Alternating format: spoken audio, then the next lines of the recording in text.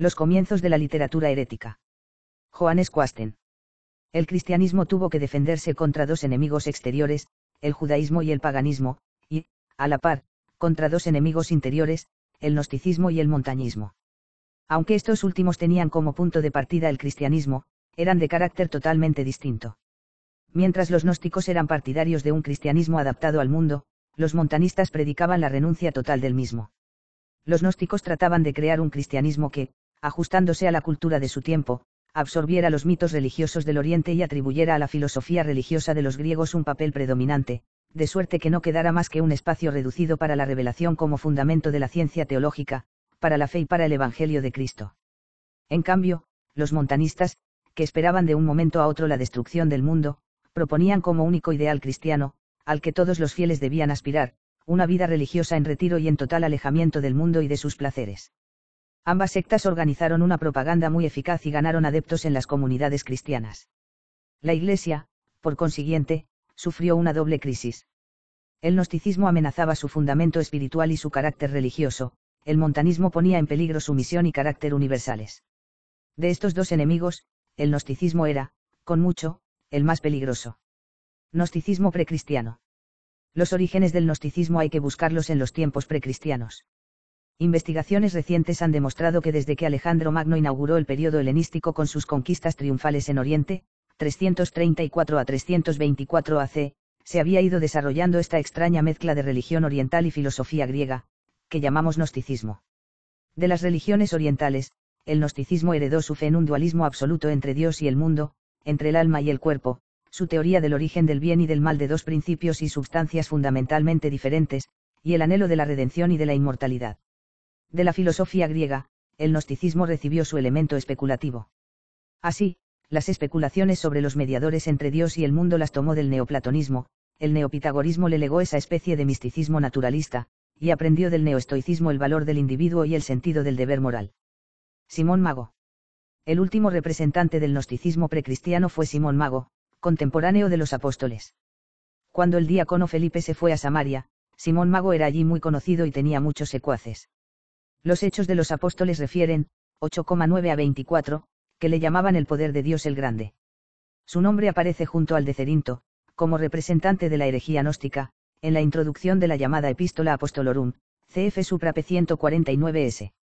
Justino afirma que había nacido en Gitón, Samaria, y que llegó a Roma durante el reinado del emperador Claudio, donde fue venerado como un dios. Hipólito de Roma le atribuye, fil 6 de julio de 2020, la obra que tiene por título La Gran Revelación. Parece que contenía una interpretación alegórica de la narración maseíca de la creación, lo cual hace suponer la influencia de la filosofía religiosa de Alejandría.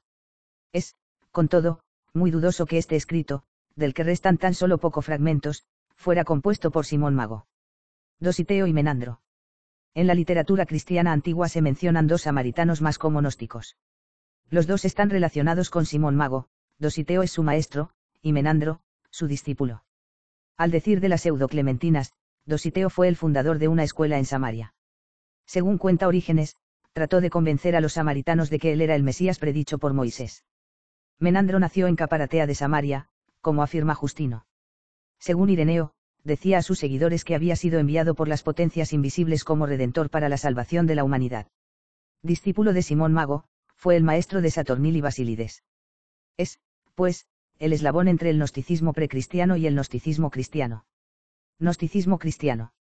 Cuando el cristianismo entró en las grandes ciudades de Oriente, se convirtieron a la nueva religión muchos hombres de esmerada educación. Entre ellos figuraban algunos que habían pertenecido a las sectas gnósticas precristianas. En vez de renunciar a sus antiguas creencias, no hicieron más que añadir las nuevas doctrinas cristianas a sus ideas gnósticas. El gnosticismo cristiano había nacido. El gnosticismo precristiano difiere del gnosticismo cristiano en que la persona de Jesús no figura para nada en sus sistemas. En el gnosticismo cristiano, por el contrario, la afirmación de un solo Dios, Padre de Jesucristo, el Redentor, es una de las doctrinas fundamentales. Los fundadores de las diferentes sectas gnósticas cristianas trataron de elevar el cristianismo del nivel de la fe al de la ciencia, procurándole de esta manera derecho de ciudadanía en el mundo helenístico. La producción literaria del gnosticismo fue enorme, sobre todo en el siglo II. La primera literatura teológica cristiana y la primera poesía cristiana fueron obra de los gnósticos.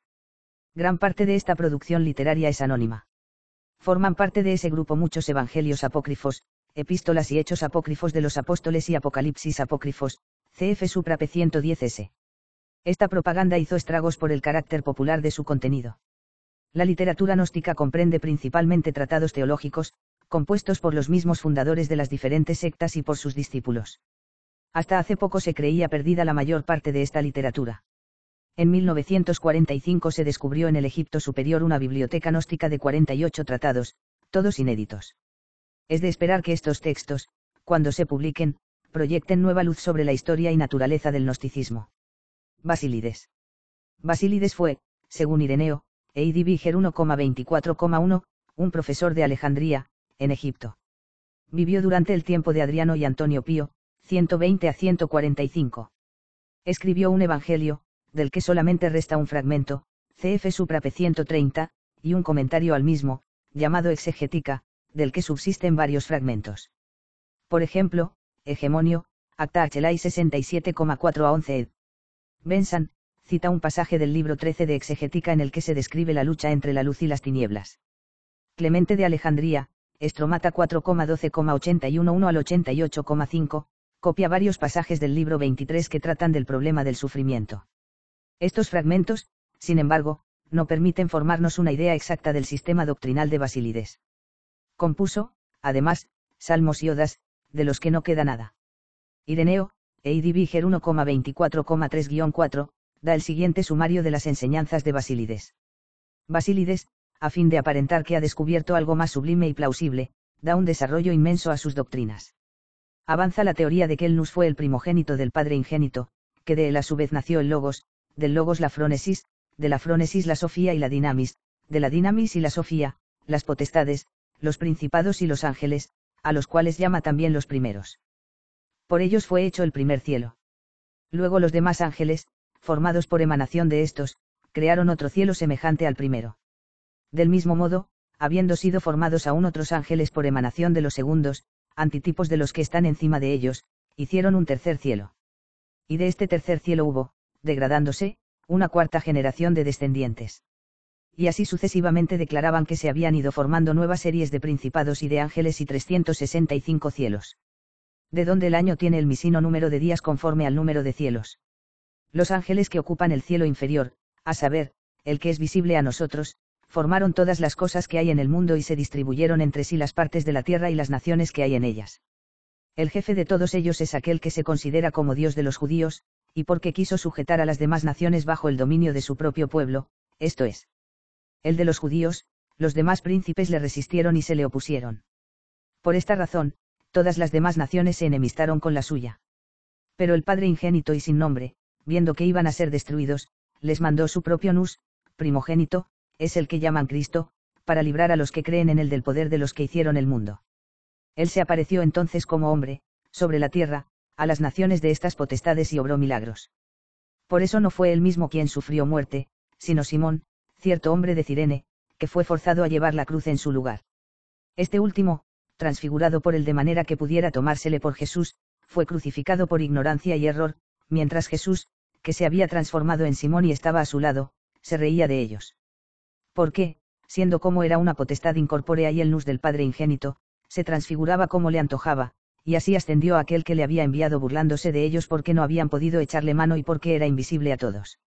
Aquellos, pues, que saben estas cosas, han sido librados de los principados que formaron este mundo, de suerte que no tenemos obligación de confesar al que fue crucificado, sino al que vino en forma de hombre y se cree fue crucificado, cuyo nombre era Jesús y fue enviado por el Padre, a fin de que con esta obra pudiera destruir la obra de los hacedores del mundo.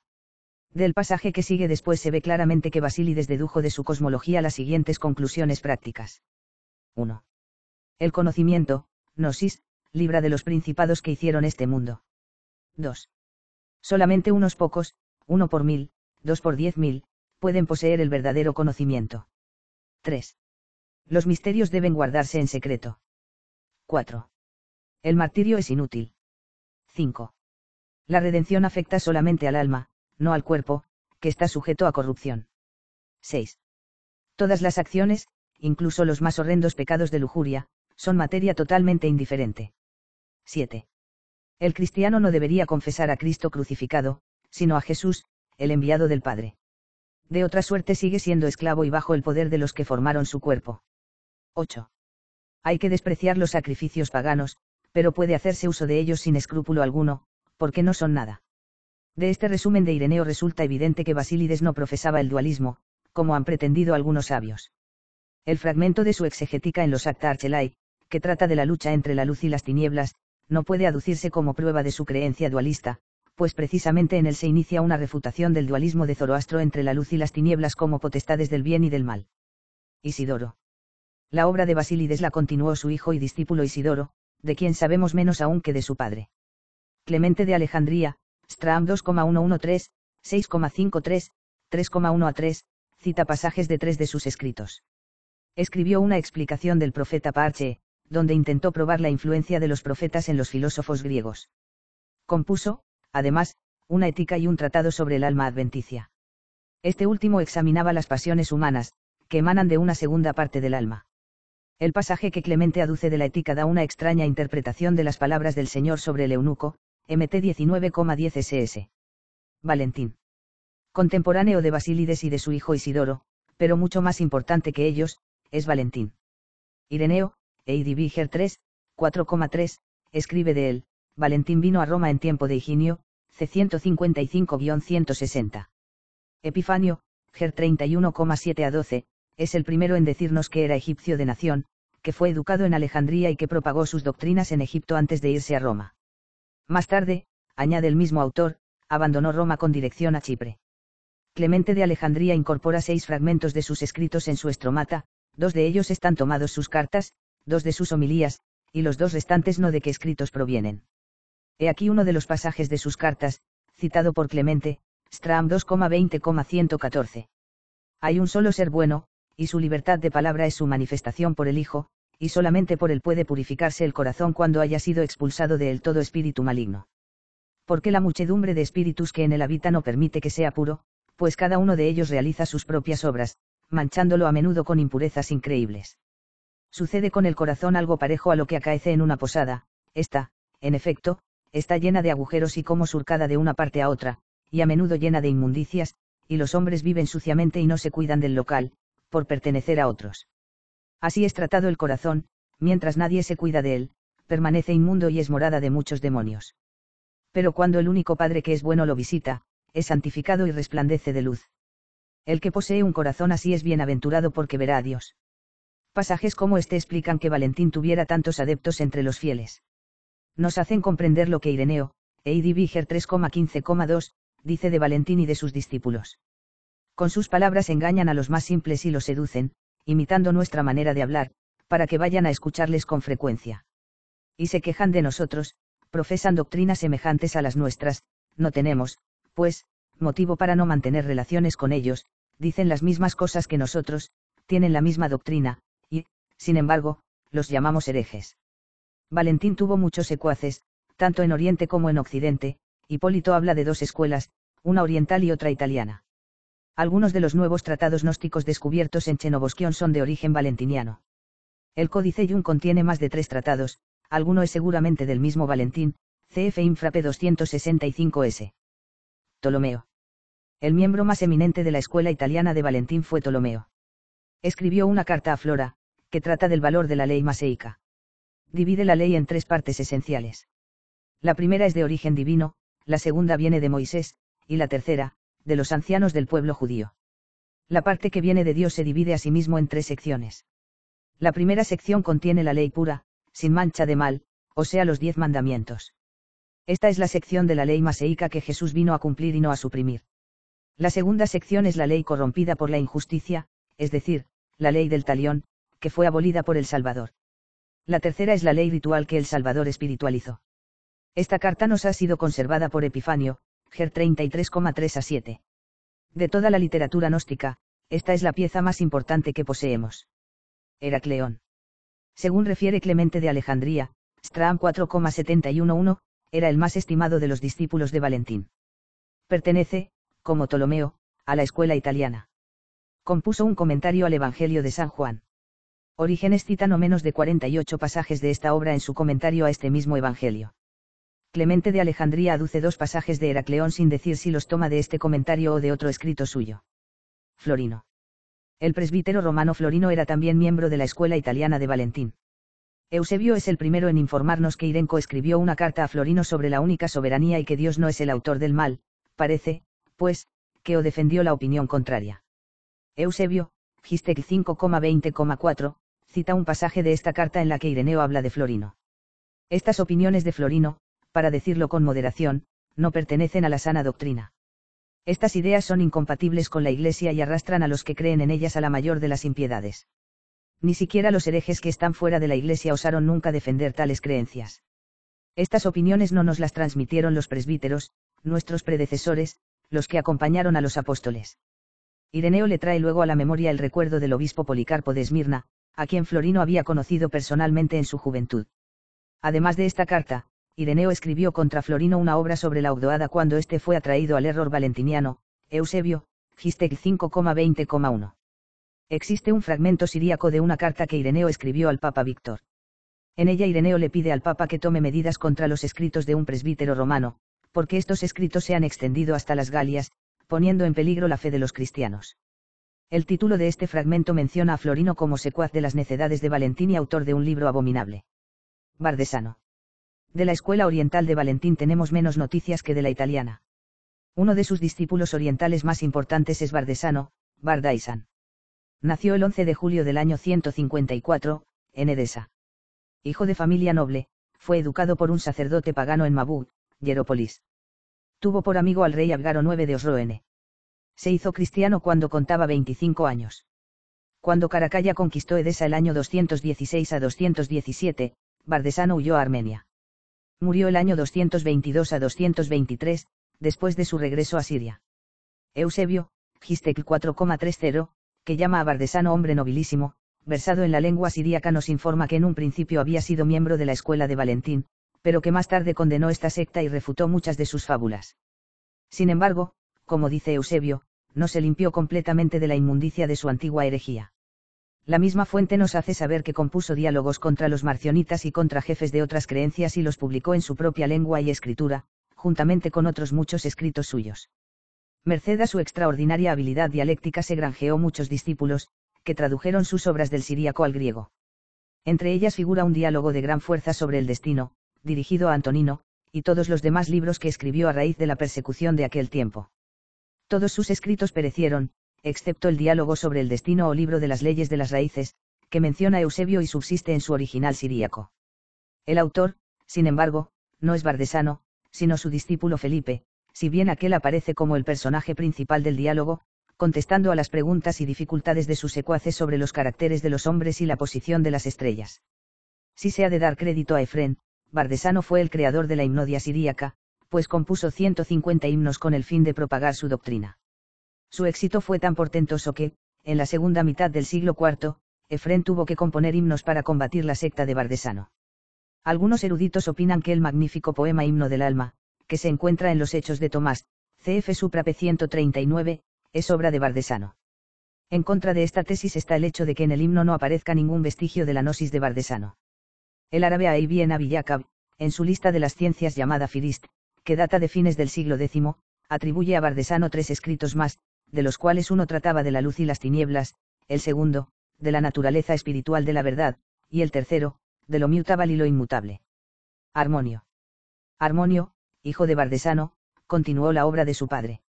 El primero en hablarnos de él es el historiador Sozomeno, a mediados del siglo V.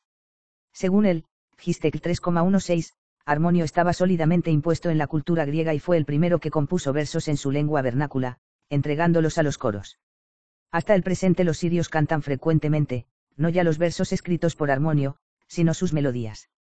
Porque, como Armonio no estaba totalmente exento de los errores de su padre ni de ciertas opiniones de los filósofos griegos sobre el alma, sobre la generación y la destrucción del cuerpo y sobre la doctrina de la transmigración, introdujo algunas de estas ideas en las canciones líricas que compuso. Cuando Efrén se dio cuenta de que los sirios gustaban del elegante estilo y del ritmo musical de Armonio, y que por esa razón se iban dejando contaminar por las mismas ideas, aunque él ignoraba la cultura griega, se dedicó al estudio de los metros de Armonio y, sobre las melodías de sus poemas, compuso otros más conformes con las doctrinas de la Iglesia, tales son los que compuso en forma de himnos sagrados y cantos de alabanza a los santos. Desde entonces los sirios cantan las odas de Efrén sobre las melodías de Armonio. En esta cita, Armonio pasa a ocupar completamente el lugar de su padre, lo único que Sozomeno, en un pasaje anterior, atribuye a Bardesano es haber fundado la herejía que lleva su nombre. Sin embargo, Efrén no menciona para nada a Armonio, podemos, pues, deducir que éste no hizo sino continuar la obra de su padre. Teodoto. Otro miembro de la escuela oriental de Valentín fue Teodoto. Le conocemos por los llamados Sterpta ex scriptis Theodoti, que son un apéndice de los Stromata de Clemente de Alejandría. 86 de los Sterpta contienen citas de los escritos de Teodoto, aunque se le mencione solamente en 4 de ellos. Tratan de los misterios del bautismo, de la Eucaristía del pan y del agua, y de la unción, como medios para librarnos de la dominación del poder maligno. Contiene, además, doctrinas típicamente valentinianas sobre el pleroma, sobre las ogdoadas y sobre las 3 clases de hombres. Marco. Ireneo menciona a un tal Marco, que enseñó en el Asia proconsular como miembro de la escuela oriental de Valentín. De las palabras de Ireneo se infiere que Marco era partidario de las doctrinas de Valentín sobre los eones, que celebraba la Eucaristía con medios mágicos y fraudulentos y que seducía a muchas mujeres. Sus discípulos predicaron incluso en las Galías, en la región del Ródano, e Ireneo conoció a alguno de ellos personalmente. En su Eidb. Ger. 1,20,1, afirma que hacía uso de gran cantidad de escritos apócrifos y espurios que habían compuesto ellos mismos. Carpócrates. Además de Basílides y Valentín, Alejandría vio nacer al tercer fundador de la secta gnóstica, Carpócrates. Según Ireneo, Eidb Ger 1,25,1, Carpócrates y sus seguidores sostenían que el mundo y las cosas que hay en él fueron creados por ángeles muy inferiores al Padre ingénito. También afirmaban que Jesús era hijo de José y que era en todo semejante a los demás hombres. Únicamente se diferenciaba en que su alma, gracias a su constancia y pureza, recordaba perfectamente las cosas que había presenciado en la esfera del Dios ingénito. Y por esta razón descendió del Padre sobre esta alma un poder para que pudiera eludir a los creadores del mundo, tras haber pasado por medio de toda clase de acciones y haberse librado de todas ellas, volvió a subir al Padre. Esta situación otorgada a Jesús no es en manera alguna única, porque, en forma parecida, el alma que, igual que la de Cristo, logra despreciar a los principados que crearon el mundo, recibe poderes que le permiten realizar cosas parecidas. Esta idea ha engendrado en ellos, en los discípulos de Carpócrates, un orgullo tal, que algunos dicen ser iguales a Cristo, al paso que otros se declaran aún más poderosos que él y superiores a sus discípulos, como Pedro y Pablo y los demás apóstoles, a quienes no consideran inferiores a Jesús. 1,25,2. Los seguidores de Carpócrates practicaron un culto sincretista peculiar, tienen también imágenes, algunas de ellas pintadas y otras hechas de diferentes clases de material, sostienen que Pilatos hizo una imagen de Cristo durante el tiempo en que Jesús vivió entre los hombres. A esas imágenes las coronan y las colocan entre las estatuas de los filósofos del mundo, es decir, entre las imágenes de Pitágoras, Platón, Aristóteles, etc. Tienen también otras maneras de venerar estas imágenes, al estilo de los gentiles, Eidb Ger 1,25,6. Los discípulos de Carpócrates practican asimismo las artes mágicas y de encantamiento, los filtros y pociones de amor.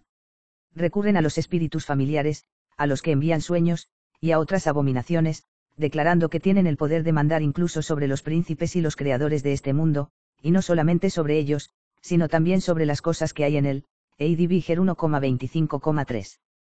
Para poder determinar el tiempo en que floreció Carpócrates conviene tener presente lo que dice Ireneo de Marcelina, una de sus discípulas, que fue a Roma durante el reinado del Papa Aniceto, 154 a 165, y allí sedujo a muchos.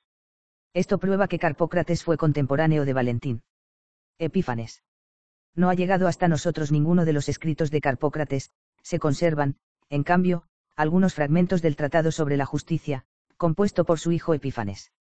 Epífanes escribió ese libro como un verdadero niño prodigio. Murió a los 17 años y fue adorado como dios en Cefalonia, la isla natal de su madre, Alejandra. Los cefalonios le dedicaron un templo en la ciudad de Seim, y sus seguidores celebran su apoteosis con himnos y sacrificios en los novilunios. Los fragmentos de su Tratado sobre la Justicia, citados por Clemente de Alejandría, Strahm 3,2,5-9, muestran que Epífanes defendía la comunidad de bienes.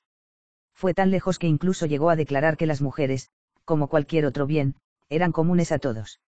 Marción. Marción nació en Sinope, en el Ponto, actualmente Sinop, en la costa del Mar Negro. Su padre fue obispo, y su familia pertenecía a la más alta clase social de este importante puerto y ciudad comercial. Él mismo hizo una gran fortuna como armador. Fue a Roma hacia el año 140, durante el reinado de Antonino Pío, y al principio se asoció a la comunidad de los fieles.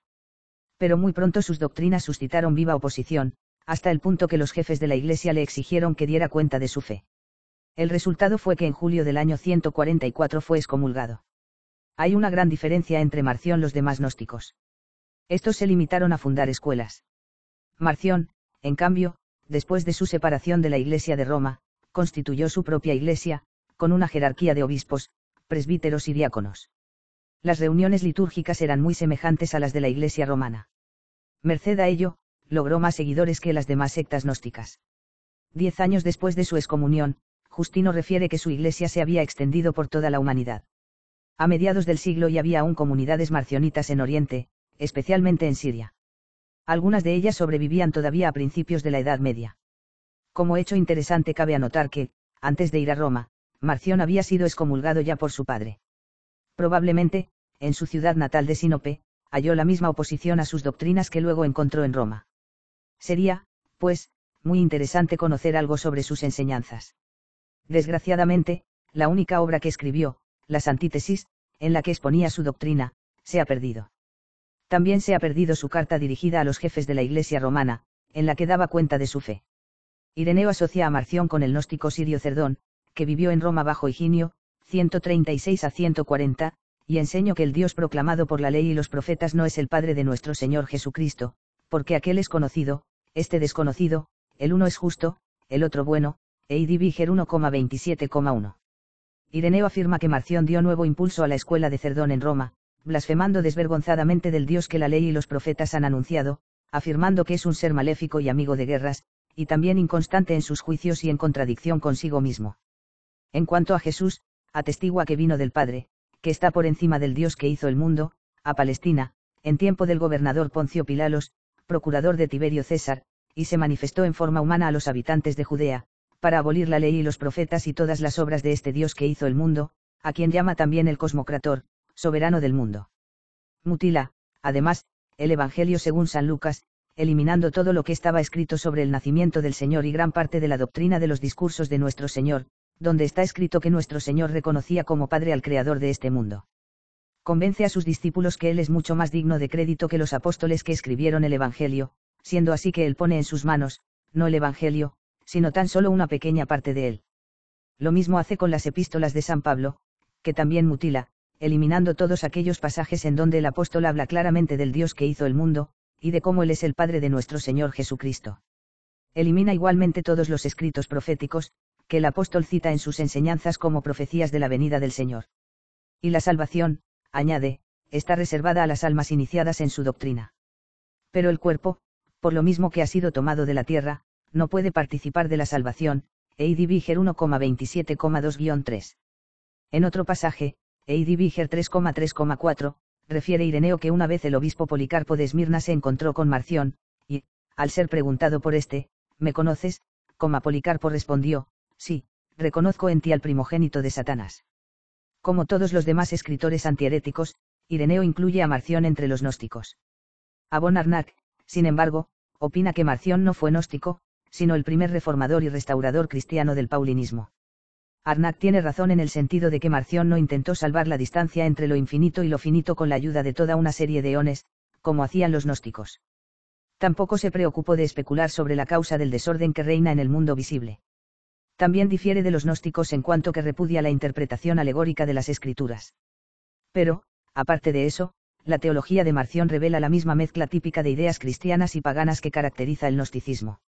Su concepto de la divinidad es gnóstico, porque supone una distinción real entre el Dios bueno, que vive en el tercer cielo, y el Dios justo, que es inferior a él.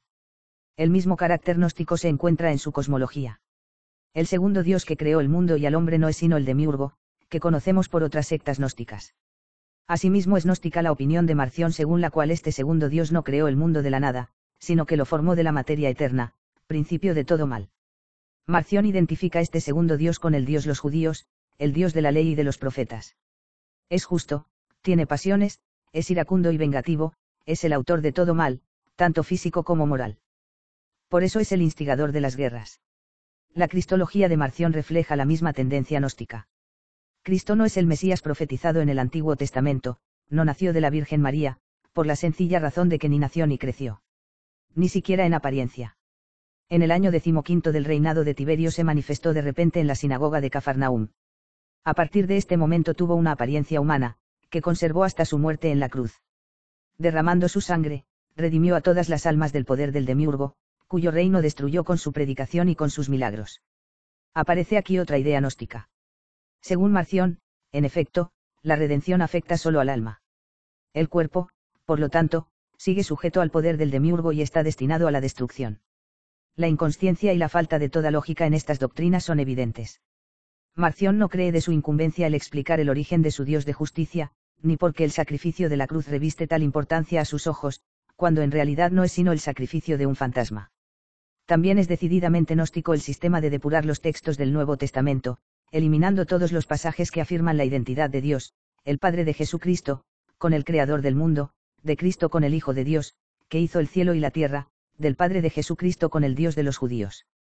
Todos estos pasajes estaban en manifiesta oposición con las ideas gnósticas. Además, Marción tiene en común con Valentín que rechaza de plano todo el Antiguo Testamento.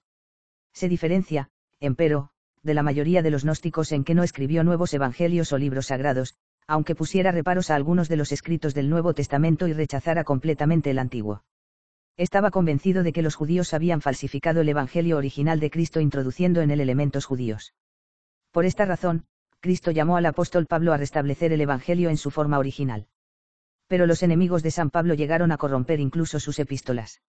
Marción eliminó, en consecuencia, los evangelios de Mateo, Marcos y Juan, y rechazó lo que llama interpolaciones judías en el evangelio de Lucas, el cual, a su juicio, contenía en substancia el evangelio de Cristo. De la colección de las cartas de San Pablo excluyó las epístolas pastorales y la epístola a los hebreos. De las cartas que conserva omitió algunos pasajes. Colocó en primer lugar la carta a los Gálatas, y cambió el nombre de la epístola a los Efesios por el de epístola a los Laodicenses. Por medio de esta revisión redujo el Nuevo Testamento a 2 documentos de fe, a los que daba los nombres de Evangelio y Apóstol.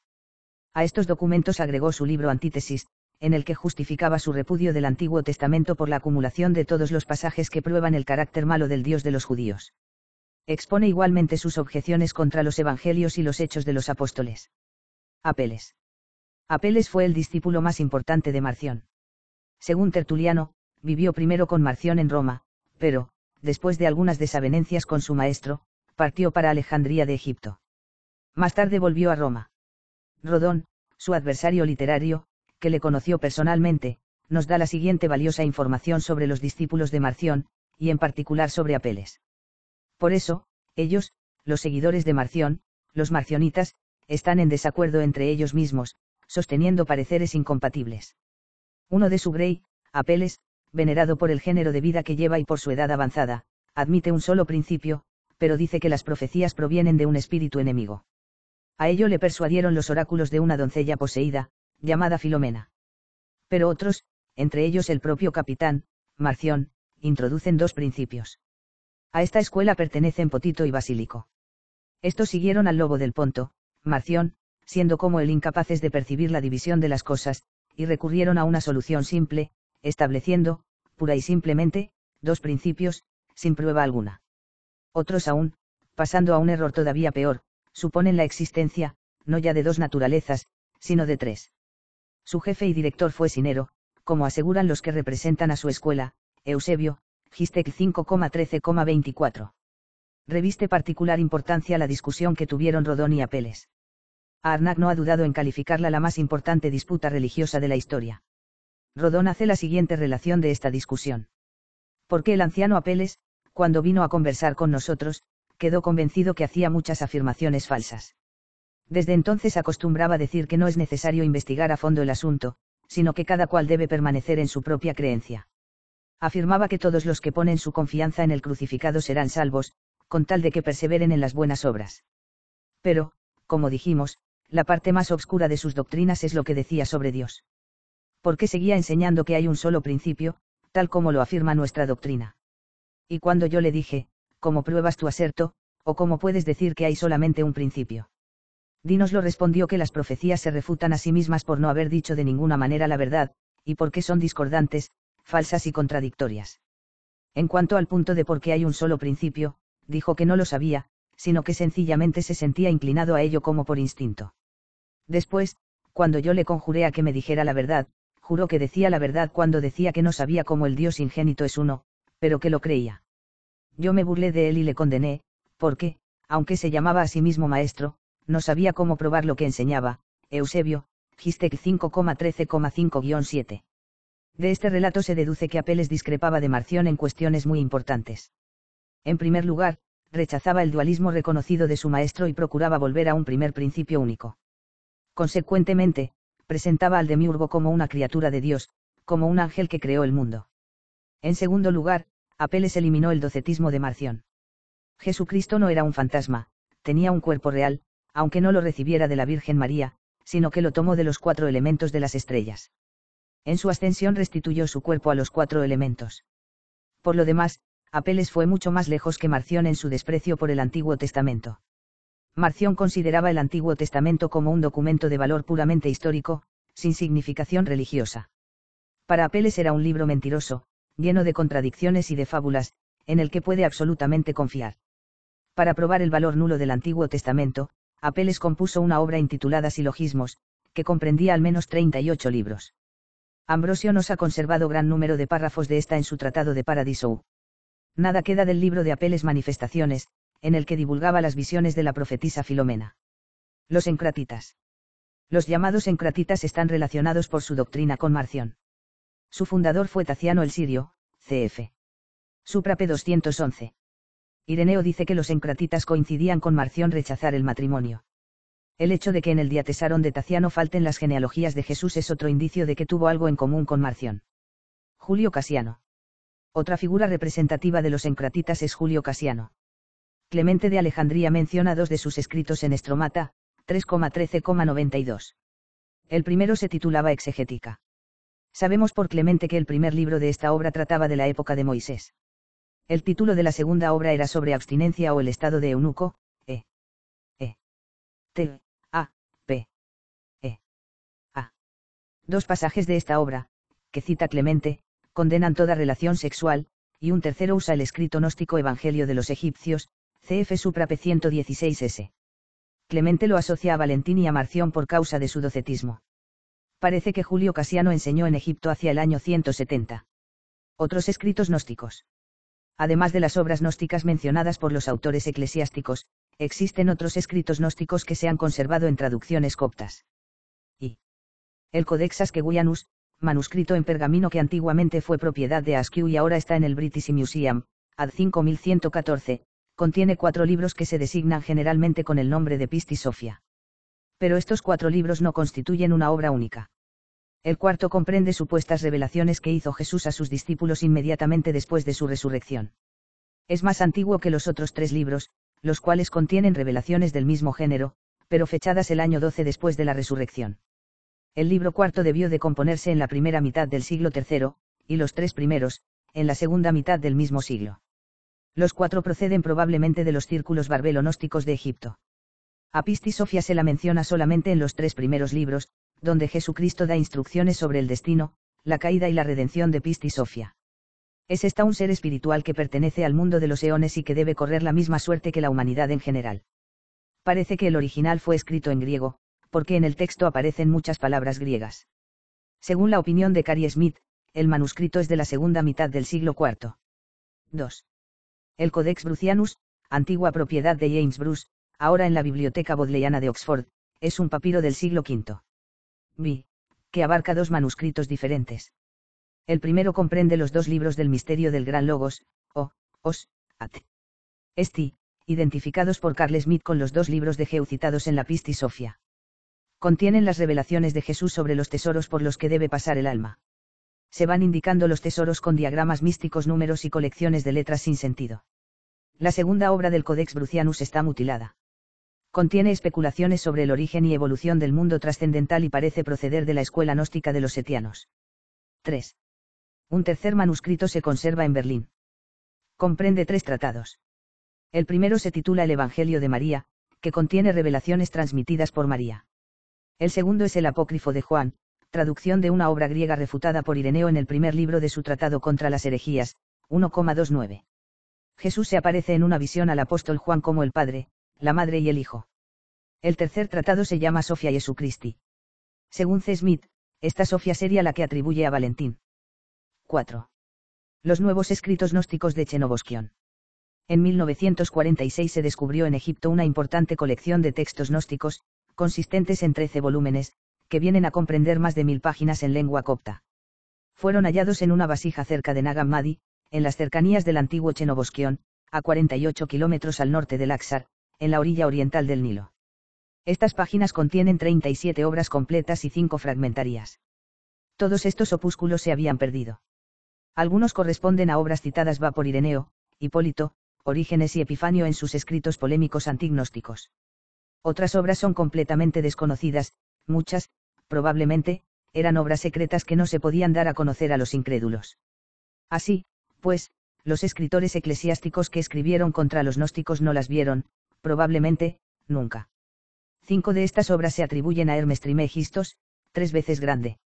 Otras llevan títulos como estos: La Ascensión de Pablo I, el Segundo Apocalipsis de Santiago, el Evangelio según Tomás, el Evangelio según Felipe, el Libro Secreto de Juan, las 5 Revelaciones de Set, el Evangelio de los Egipcios, las Tradiciones de Matías, la Sabiduría de Jesús, la Epístola del Bienaventurado Eugnosto y el Diálogo del Salvador. Algunos títulos son iguales a los que llevan los evangelios apócrifos conocidos, pero parece que el contenido es distinto. No cabe duda que estos papiros recuperados proyectarán abundante luz sobre la historia del gnosticismo y de los primeros siglos de la Iglesia, en que la teología cristiana estaba todavía en su fase de cristalización. Hasta ahora ninguno de estos textos había sido editado.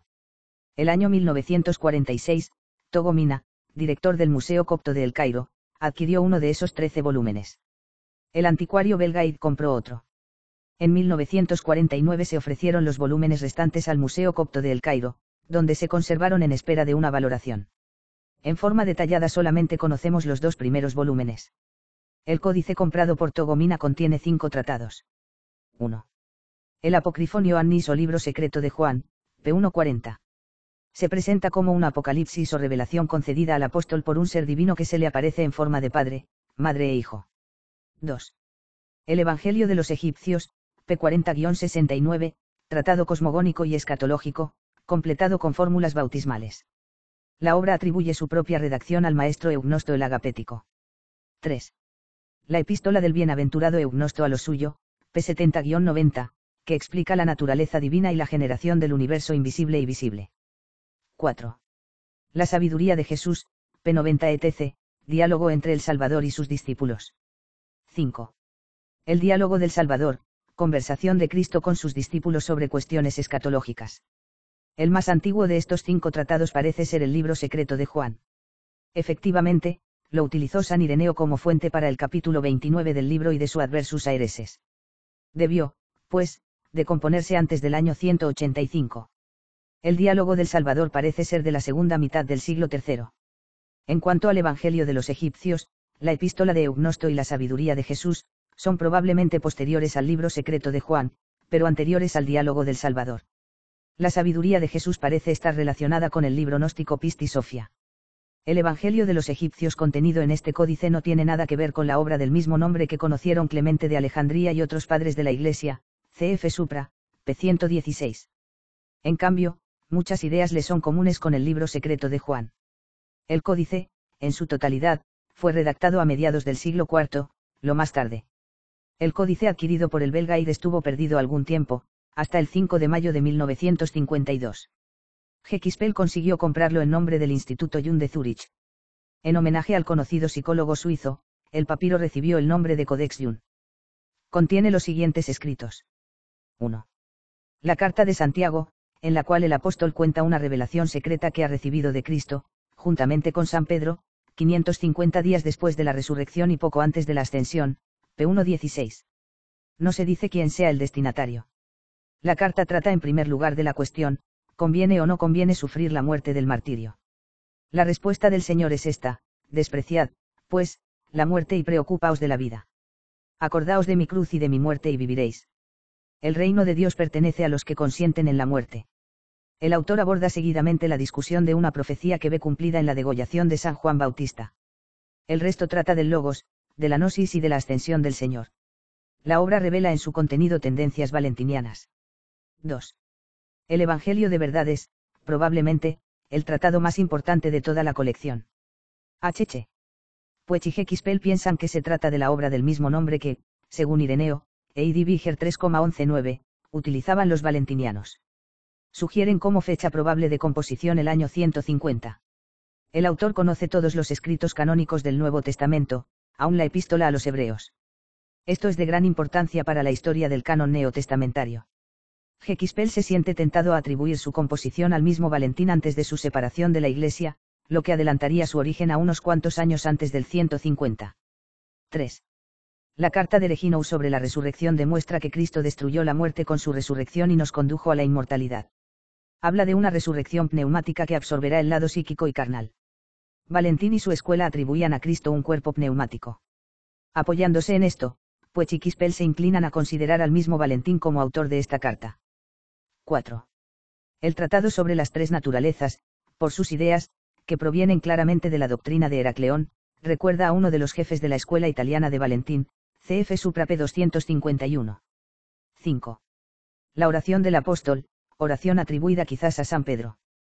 Parecen, pues, de origen valentiniano tres de los tratados del Codex Iun. El códice fue redactado en el siglo IV por dos manos distintas. Epifanio atestigua la existencia de valentinianos en el siglo IV en distintas partes de Egipto, Panarion 30,7,1. Los tratados del Codex Iun están escritos en dialecto subacmímico, pero los tres primeros son traducciones del griego. http://sede de la sabiduría.es/